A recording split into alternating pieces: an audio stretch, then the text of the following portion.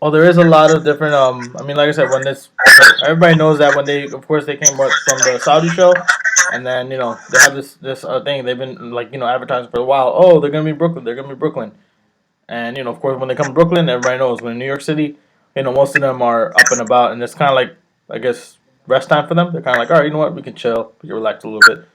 Where else? In New York. But I mean, I know. Well, let me ask you. I think we were just having a conversation before this, and I know Rich, you were saying you have some very choice words for WWE, right? I think the rest of us do, but we're gonna probably get to that.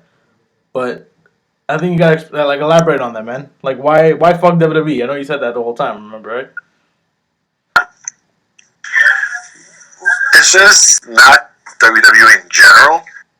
It's just some of the writers, some of the producers, Kevin especially Durant, one whose initials are KD. KD, I'm not talking Kevin, about Kevin Durant. not Kevin Durant, no, not Kevin Durant.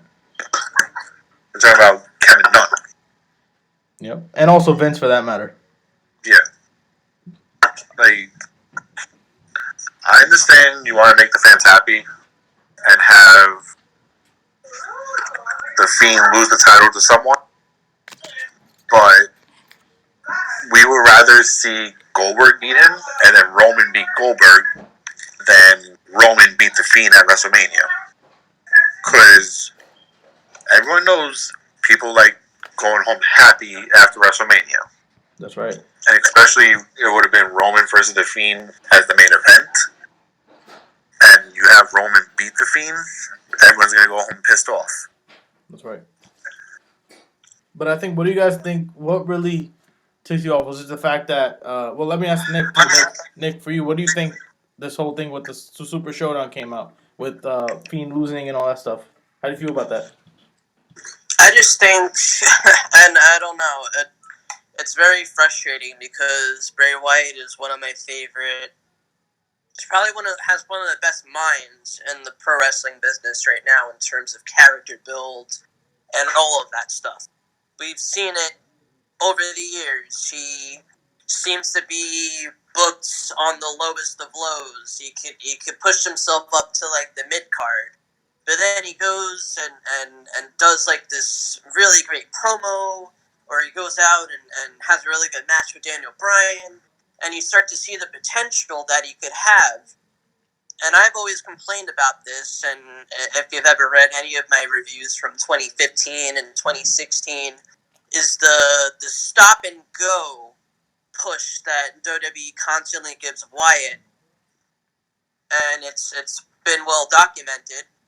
They'll push him, they'll push him, they'll push him, then he'll lose a big match. They'll push him, they'll push him, they'll push him, then he'll lose a big match.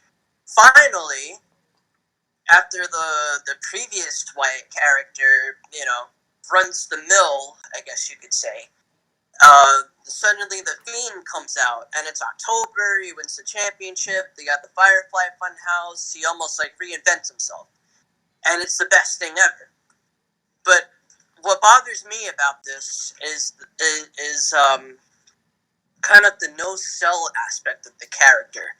So you're telling me a really bad Goldberg spear and a jackhammer is going to beat a guy who basically couldn't get put down with 11 curb stomps, a hammer, a toolbox, a hammer to a toolbox, and a chair, being thrown off the stage through an electrical pyro set.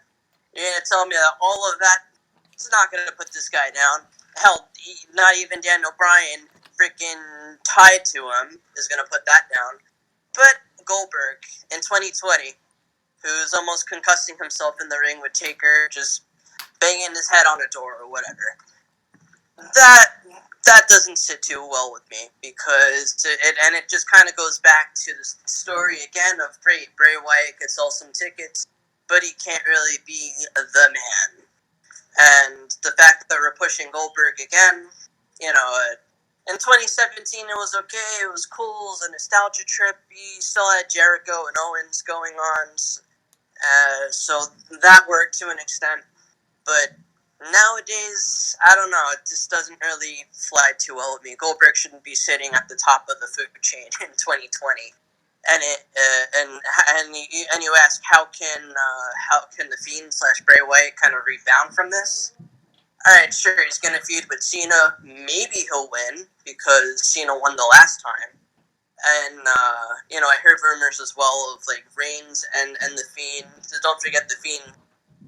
Wyatt also had cross paths with Reigns in the past. Hashtag anyone but you, Roman, or anyone but Roman, if you remember that.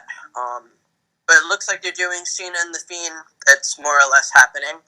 Unless they do like a last second bait and switch, which I don't think they're going to do at Mania, especially considering where they're at.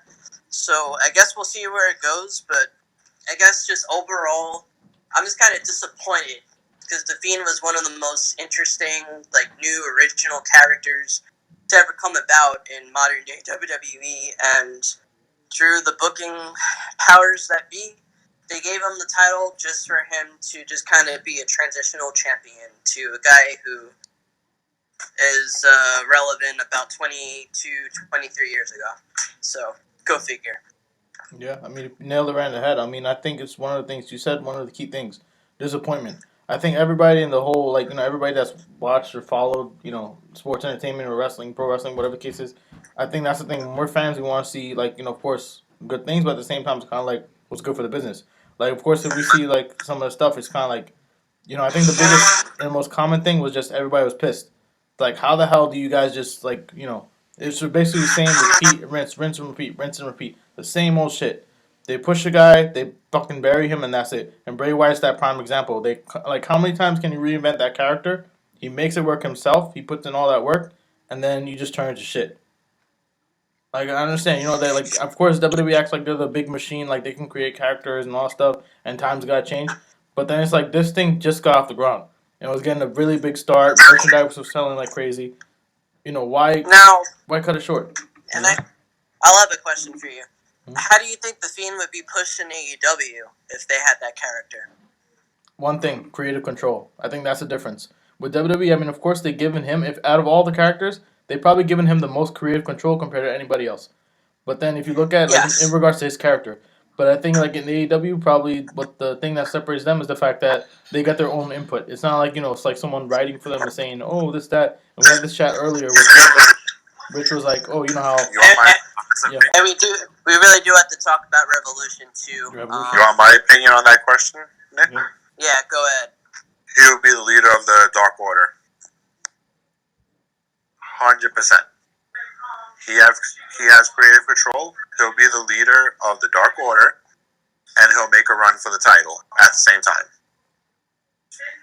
My personal opinion. It's true. Yeah. But I mean, on top of we're talking about, we're on the top of AEW, right? AEW, of course, a lot of big things happen, of course, with the AEW Revolution pay-per-view. It was on a Saturday, right? It was a Saturday. Last Saturday. Last Saturday we had that pay-per-view, and it was like, again, a lot of great things you heard from that. A lot of people, it wasn't like the same thing where WWE was like, boycott the network and all that other stuff. It wasn't like the same thing in AEW. It was kind of like, you watch it and you're like, again, nothing but good response. Everybody was happy. They're like, holy shit, a lot of big things The happened. only complaint I had was Nyla Rose versus Chris Statlander.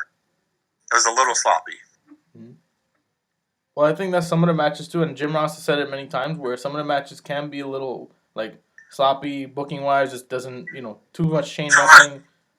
That's what they always say, but I mean, what can you say? This is again an alternative. I think that's really what's different, though. When you look at it, it's an alternative.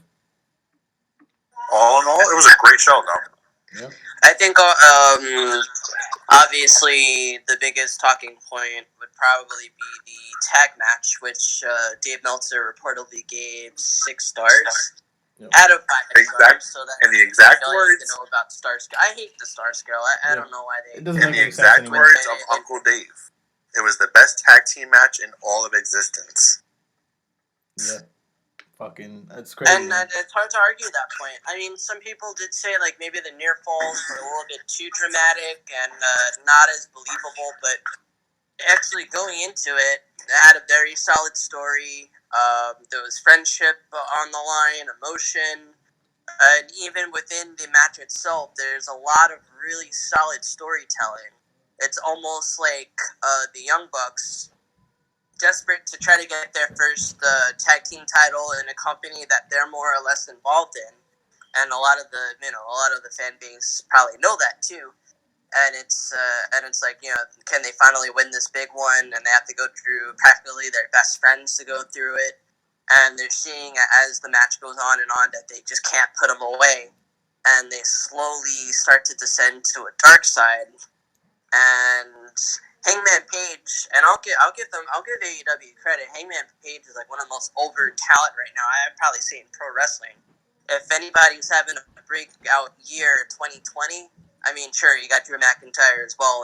That's on the WWE side. On the AEW side, I actually want to tune in to AEW to kind of see what they're going to do with Hangman Page.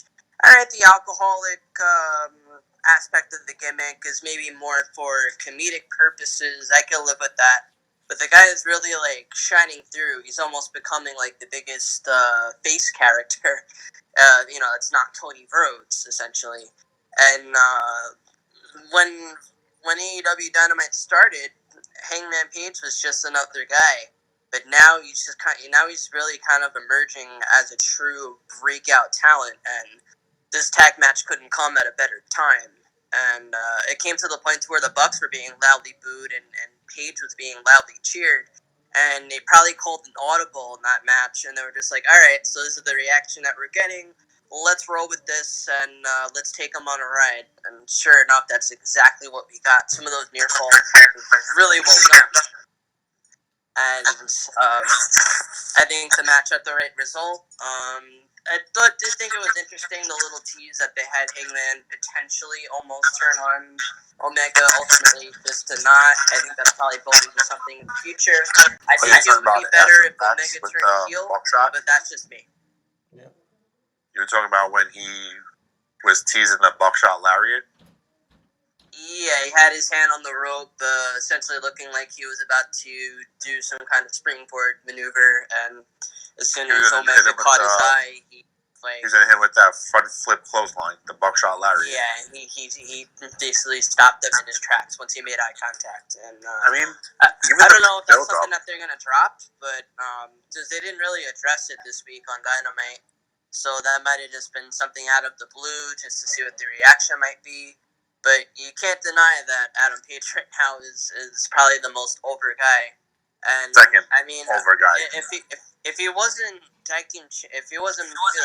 holding the tag team championships, I would say put him in the main event picture.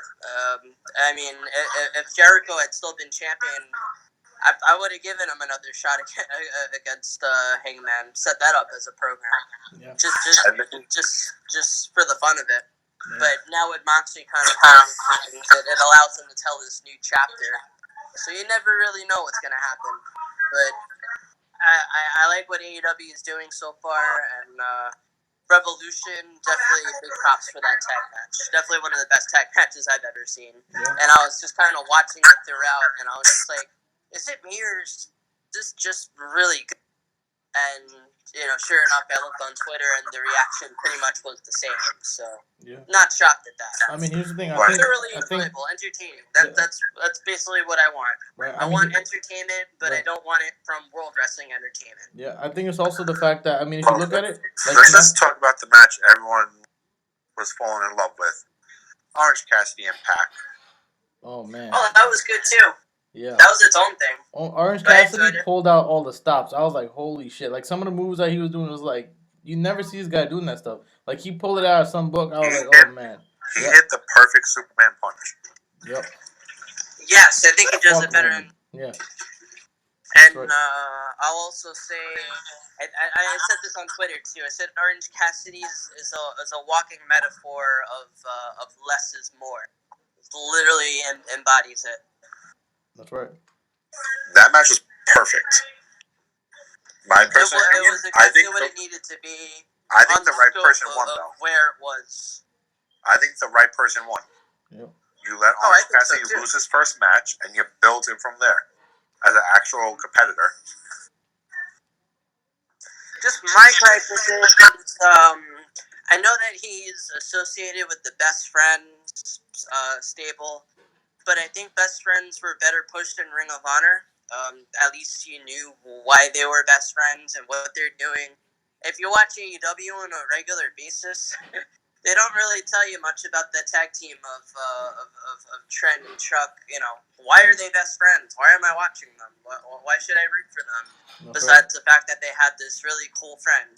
Yeah. You know, that's just one of the things that AEW I wish they got a little bit better at was just providing that kind of, you know, fill in those character gaps. That's right. I think really what it is. Ironically enough, I will say this: their pre-show video packages are very, very, very good. I think we can use a touch of that on television. Because something that WWE, you know, is pretty good at, no matter how much we rag on them, is at least you'll know what a character's motivations are, who they are, why they do the things they do. You don't really get too much of that on AEW unless you're already familiar with them because of their name on the indie circuit. That's right. I think it's kind of like, you know, you always talk about it. I think we always talk about this all the time.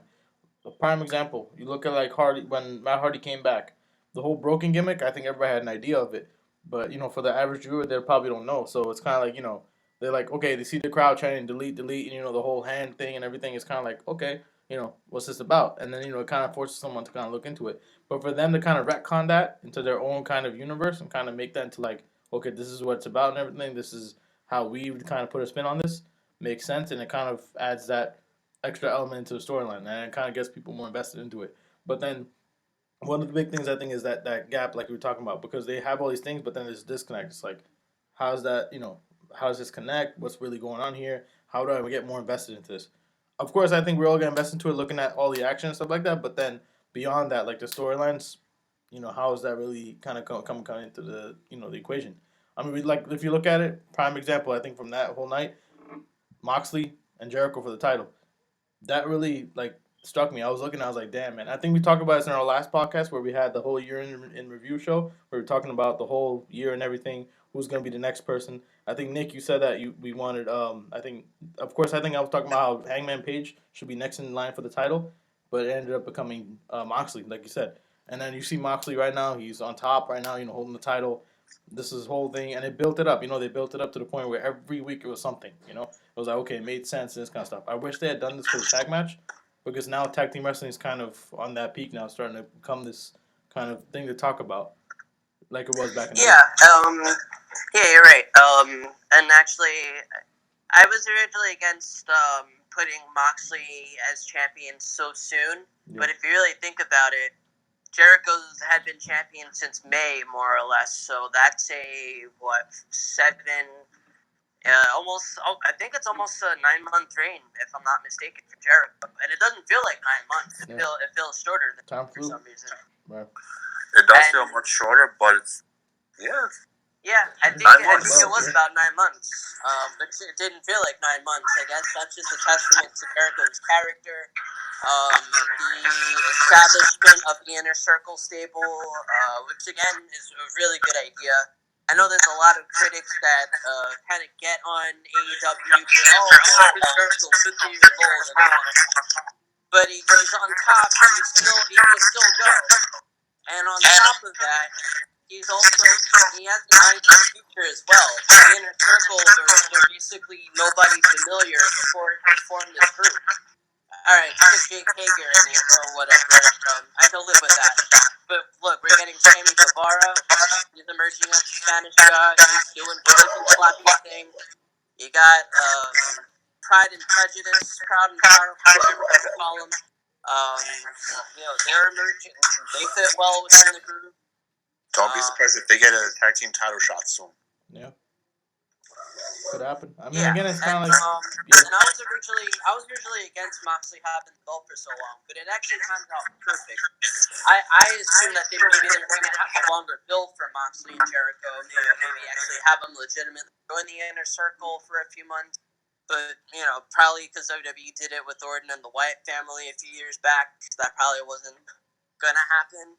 But, you know, in retrospect, I think it's a pretty good time to do it. And now we could kind of enter this new era, so to speak. Now we'll see where things lie. You know, who could really emerge as that next challenge for Moxley? It could be Pac. I mean, for all intents and purposes, there probably will be a rematch with Jericho. Yeah. You know.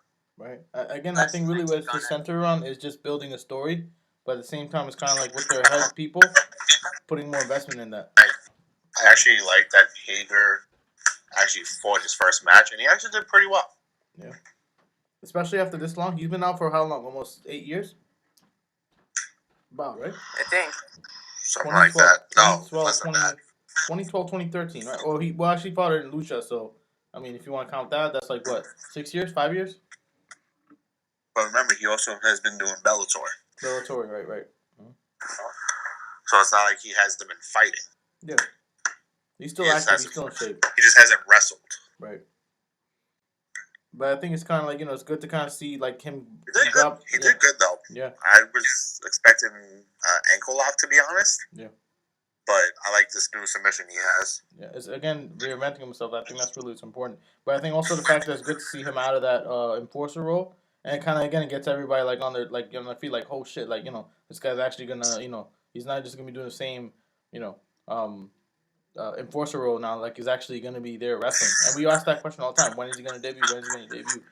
AEW Evolution, why not? It's a good kind of place and everything. So everything lined up pretty good with that. I mean, I like the whole. To be honest, AEW is a much better storytelling company. Like with storylines, they're much better. I think there's more investment because if we look at the action, we look at it. Whereas WWE takes like if you look at it in terms of movies, let's say you got Game of Thrones and you got let's say like Breaking Bad. One show keeps building, the other show keeps on just it brings a plot twist up, and that's it. Like with the Game of Thrones, it's just like okay, one thing comes in, one thing comes in. They keep teasing it, but it's not happening. We're like, okay, when's this shit gonna happen? So with that's like with WWE, but with like AEW, it's like they have the action. There's always something that also you can cling on to, but at the same time you can keep moving forward with it. So that's a valid point too. Yeah,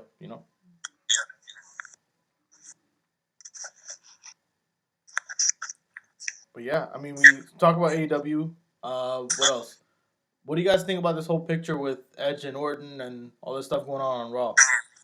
Perfect.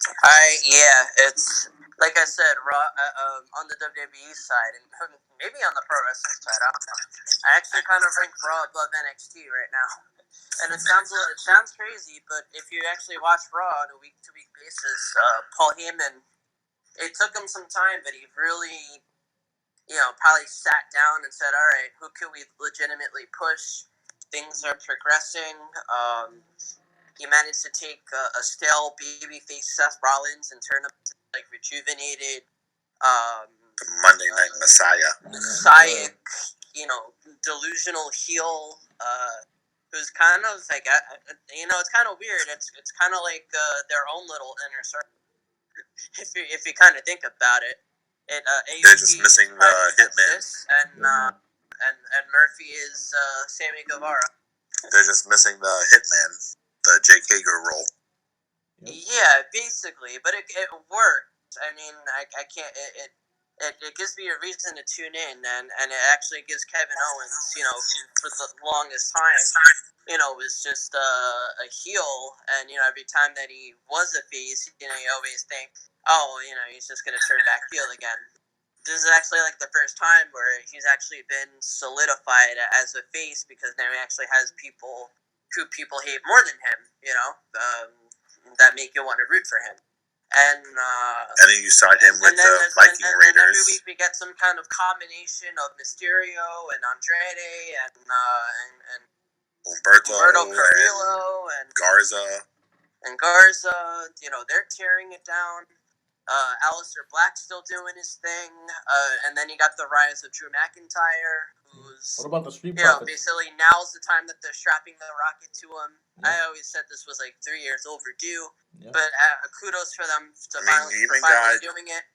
You even got Ruby Riott and Liv Morgan. That's gonna be a good storyline. The whole Riot Squad kind of thing, but then I mean, like, look at let's say the Street Profits. Like for them, big deal. Like they started going from this whole comedic, commentary role, or like this kind of side, like I guess that's also true. Yeah, like a third party commentary kind of gimmick to like now actually being on top of the tag division. So, like, who would have thought? Which it's a good time for them too. I mean, I think just all around Raw is probably the best WWE product right now. And I mean, I'm just happy they finally finished that horrible Rusev Lana Lashley line. Oh man, yeah. Honestly, don't say that too soon because we're close to Mania, and they need a 17th match on the card. Oh, man. Only 17? I thought we were up to like 25. How many hours is this so far? I thought it was 30. 5 hours? 6 hours? 7? I don't know. WrestleMania started already. 30 hours. Well, it started right now. Yeah, it's already started. Oh, okay. Oh, okay. Yeah, I think the 18-day pre-show is on right now. 18-day pre-show, right. I guess it is, yeah. This is day one of the 18 days. It's the greatest WrestleMania before the Super Showdown WrestleMania. That's right.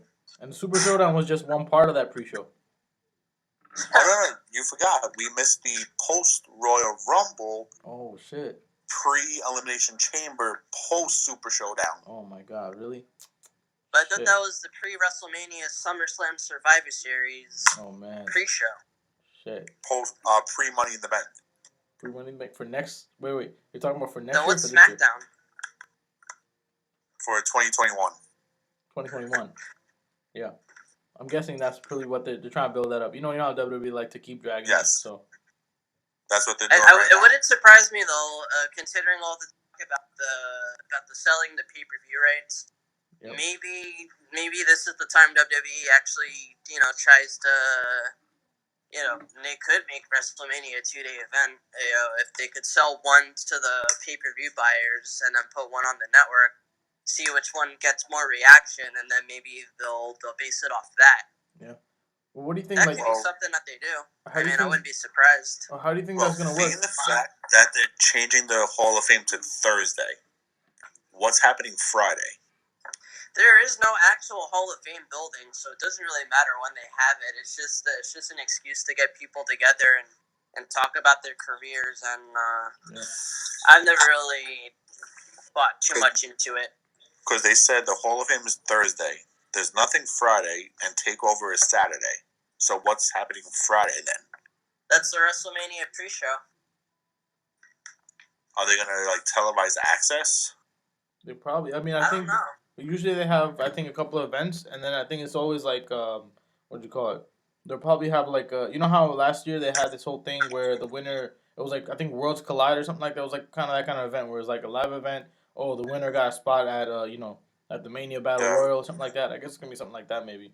So. Oh wow. Yeah. It seems like the way that they're trying to go, there's too much content, there's too much stuff for them, but there's what can you really do with that? It doesn't matter what happens at Mania because nothing's gonna top TakeOver. That's right. I mean, looking at it now, how do you guys think about this whole thing with them going on Sundays? I think it kind of changed the whole vibe now. I remember Saturdays used to be the day of the week. Everybody okay, you know what? That's NXT time. Okay, check it out. TakeOver. It's a little strange because I actually like the idea of having a pay-per-view on Saturday night. Yeah, you could end it a little bit later. Nobody really has to wake up the next morning. People don't have to worry about going to Friday. That's right. It's good for weekend people like me. As opposed to Sundays where events, some WWE events end after 11. Some end almost 1 o'clock. WrestleMania. Just saying. 35. People have to complain about missing a train and be late for work because they missed the freaking train. They have to find their own way. Saturday's a good social day anyway. That's a day where you kick back with your friends, talk shit about the past week, and you watch an AEW pay-per-view. Yeah. Now, I was actually surprised when NXT, did a standalone show on a Sunday. Yep. But again, TakeOver Portland is pretty up there in terms of match quality. And, that was a good show. Value. That was a great show. It was a great show. Very good show. And maybe they're testing the waters for NXT TakeOver on Sundays, as its own pay-per-view thing. Move WrestleMania to Saturdays. Yeah. I actually, you know what? I think out of most takeovers, I enjoy them on Fridays. Right. For some reason. Yeah, I think they had that one Mania where I think it was on a Friday, and that was it was perfect that time. That was last year. Yeah. Well, last year, right? Yeah, that's because... that was last year. Last year was didn't AEW have a show on Saturday? Yep. And then they have the whole Wrestle. Yeah, I think WrestleCade is on too. I think it was another. They got conventions and stuff around the area too.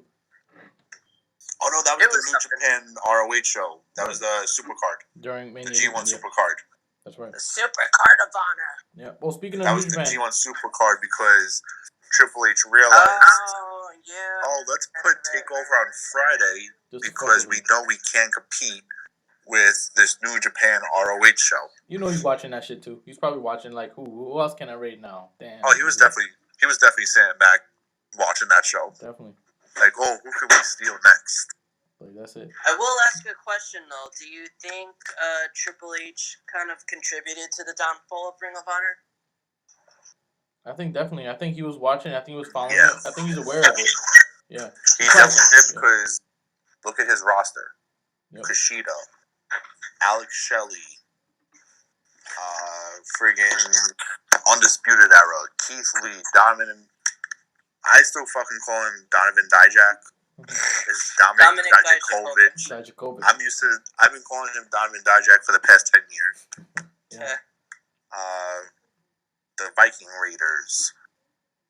Or Look at majority of the NXT roster and some of the main roster. It's ROH people. That's right. yeah.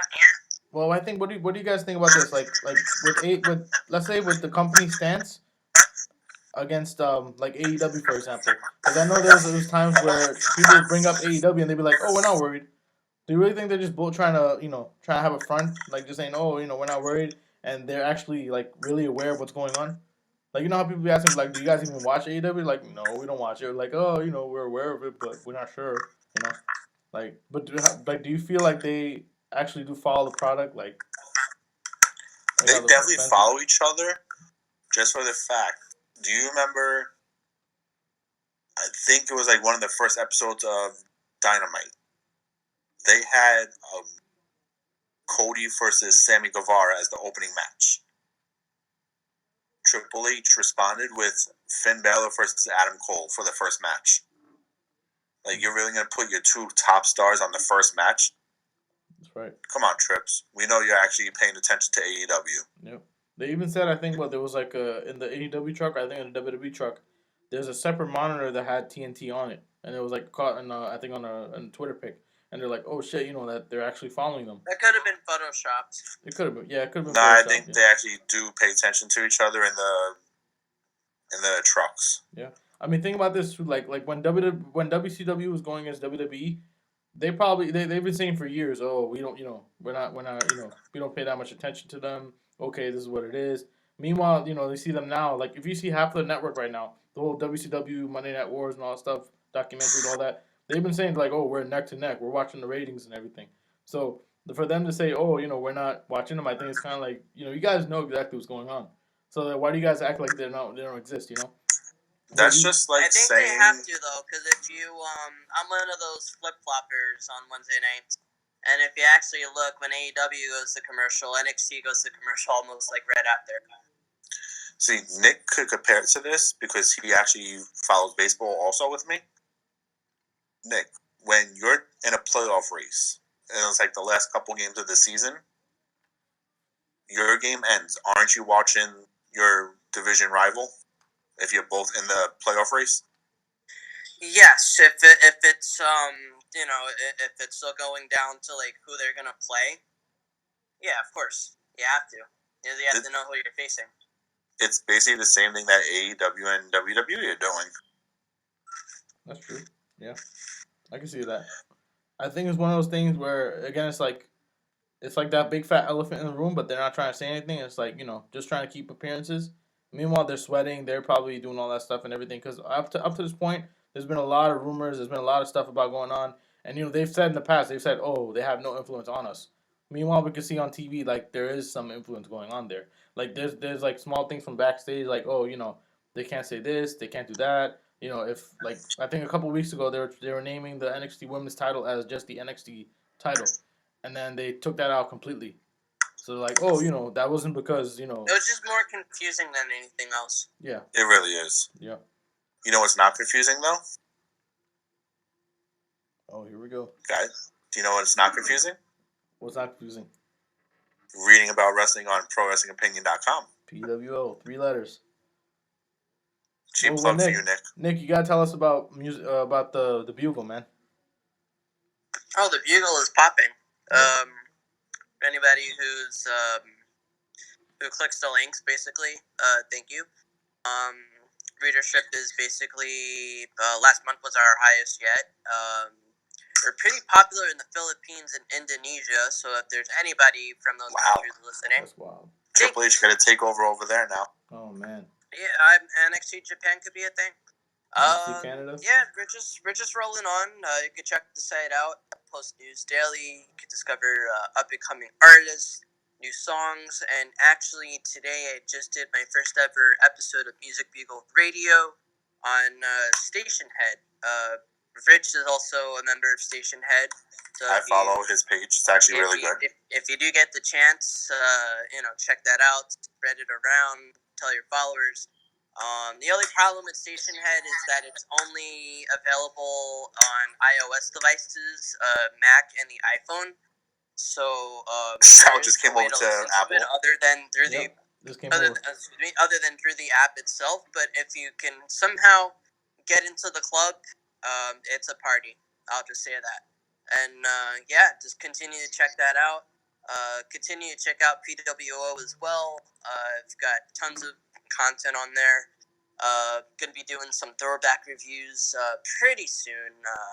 Not doing like old pay-per-views. Possibly. I wrote names of so many shows, and I put it on a list that goes to like 10,000, and I'm gonna just go to a website that generates a number at random, and whatever number that is, that's gonna be the show that I. What you could also do is just do like X Siri to pick a number between 1 and whatever. Siri sucks. She's in cahoots with Alexa. Really? And with Google too. Hey, Sal, Yep. I have a question. Yep. Because Nick brought up that his page is popular in Indonesia and the Philippines. Yep. Where are we most listened to? From last time I checked, I think we were heard in France, I think Italy, Canada, I believe, what else? I think Russia. Where else? Yeah, Russia, and then I think there's a couple of other countries too. I think Spain. #RSN International. Yeah, and RSN's Brazil. taking over the world. Yeah, taking over the world, like we said from the beginning, and also on I think in Brazil. But we're on like 22 different platforms, I believe. 22 platforms, yeah. So we're like on all these different platforms too. So I think it's one of those things too where we said this from the beginning with our promo video. RSN is global, so we're global, actually. And same thing with PWO. You could say the same thing about Music Bugle. All of our platforms, we're global. We're everywhere. So that's one of the things too. But yeah, pretty much it. Like big things, 2020. Yeah, I think it's 2020. Like I said, again, 2020 is off to a bad start in terms of the world, but we're still going and we're still making this blow up. So that's one. Coronavirus can't take us down. Yep. And again, whoever's again, I just gotta say this about this coronavirus thing. Of course, we don't know about it. It's scary. I mean, New Japan had to actually close down all their shows. WWE, they responded by saying, okay, they shrugged their shoulders and said, okay, 2 people died in Florida, so what? And I think it's kind of like the same thing. It's just the media is going to do their job. They're just going to keep on spreading the shit about, this, that, da-da-da, this, that. This isn't World War Z. Yeah. This isn't the freaking Contagion. This isn't none of this stuff. This is all just, like I said, the regular flu. It's just extra added onto it. It's more contagious. That's all. You just got to be more cautious of it. They say supposedly the bird flu is breaking out now. Yeah, the bird flu's coming out. I think there's still like all the other things. What about Ebola? Ebola's still there. Zika virus is still there. All these other things are still there. As wrestling fans, we could say one thing. Yeah. We lived through Mike Adamle running Raw. We could take control of the fucking coronavirus. Yeah, that's right. And I think it's one of those things where again, everyone remembers. Yeah. Every wrestling fan remembers how bad the Mike Adamle era was. I can hear Vince on the headset, like, why are you calling him Jeff Harvey? He's not Jeff Harvey. Jeff Harvey. Oh, man. If we could live through that, we could get past the coronavirus.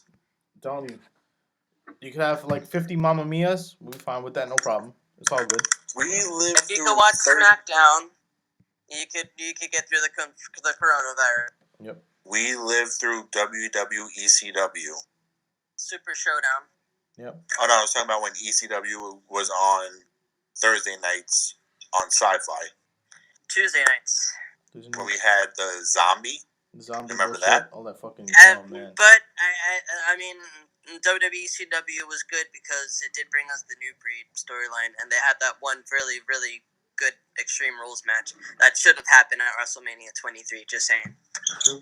I mean, at least if we can get through coronavirus, I mean, the same way that we can get through fucking NXT, the first one, not the the later ones. Oh, the competition. The competition, the bullshit, all that other bull crap. I'm talking about. Oh, take this barrel and run around the ring do this. Do 35 jumping jacks. Yeah.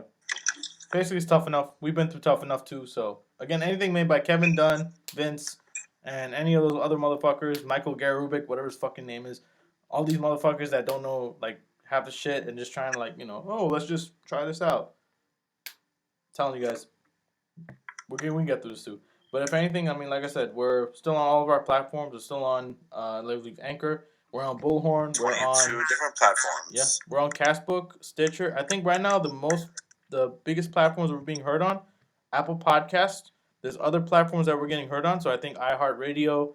We're also on. I think of course I said Bullhorn, Stitcher, I think it's called. Yeah, there's other kinds of things. I think they have. There's what you call it. Castbox. There's a whole bunch of other kind of platforms that we're also on. But then we're also on other third-party platforms as well, and also on YouTube. We still have the year-end in review. Again, YouTube. We're also on Twitter. Yep. We're on Instagram. Yep. Sal made a website with. I think you used Wix or something. Yeah, we have a Wix portal website that has all of our links and everything on it. It also has all the other platforms as well, PWO, Muscle Bugle, Music Bugle, all that stuff and everything as well. So definitely, and also you can check out all of our other shows and everything. We just had the year-end review. It's coming up in the next few 2 hours and 20 minutes. Yep. Good listen. Mm-hmm. That's right. But definitely, I mean, if anything, you can always hear us on all those platforms and everything, But yeah, talk about everything, pretty much all that stuff's going on. We'll see you guys probably next month, I guess, right? Same thing, again, going on towards the build of, I guess, Elimination Chamber's coming up, and then we got Mania coming up soon. And as you know... we might do a Mania preview, like we always do, yep. We might. We're not sure. We're still debating if we want to do a preview or a review. Right. We could do a preview of the review. We could do that too. Well, yeah, you talking about the preview for the review of the takeover before the Super Showdown? Yep. Yes, the review of the preview of the pre-Mania show that's supposed to happen post SummerSlam and Greatest World. Yep. But that's the pre-show to NXT Takeover Atlanta, which is right before Survivor Series. Yeah, Survivor Series 2021. 2021, right? Oh, you're talking about 2022. I got you. Then we got to talk about how Vince, man, he's going to be WWE champion for the 50th time, at WrestleMania 50. That's how they're going to set that up. You already know, man. Which means R-Truth is going to be the 24/7, 48/8, 7-Eleven. It's going to be like, I don't want any WrestleManias having numbers. WrestleMania's 24/7. Yep. What's the title that R-Truth holds? The 24/7... 48/7, 7-Eleven, Universal. To be honest, he is the most over person in WWE. Over person indeed. Yep, that's right. If you've seen all the documentaries and everything, well, we talk about, of course, I think there's R-Truth documentary that I talked about, real emotional stuff, inspiring story and stuff like that. And then of course you got, I think what I'm always looking forward to, Ruthless Aggression. If you see that whole documentary stuff like that, definitely check it out. I think we always talk about it. I think that was probably the time that I got into wrestling. I know you guys probably had a lot of memories with that time as well, right? From 2004 to 2002 to 2007, I think it is. Yeah.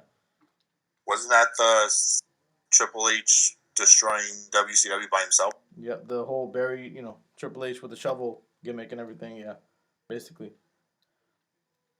But yeah. Well, for wrestling fans from the Ruthless Aggression era, maybe a little bit before. Yep. We might have a surprise for you guys in the spring of this year. I was on Instagram Live with Zach Gallen, the one-legged wrestler. Everyone remembers him with his feud against Brock Lesnar. Vince McMahon. And Vince. I might be getting him and Colt Cabana on the podcast.